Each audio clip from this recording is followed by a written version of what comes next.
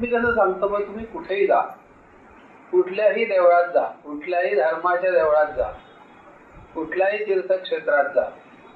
तरी तिथे नमस्कार करताना तुमच्या मनाचा भाव, मी तिथे डोकं टेकत असताना मी माझ्या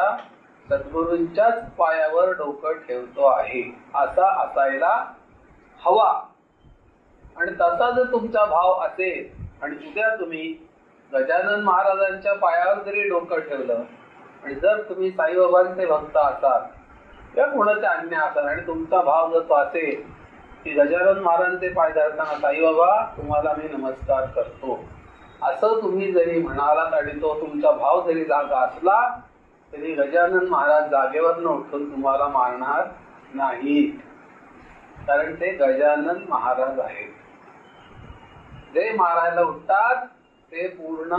नव्हे, जे पूर्णत्वात गेलेले आहेत त्यांना ही जाणीव असते की तो मी एकच आहे.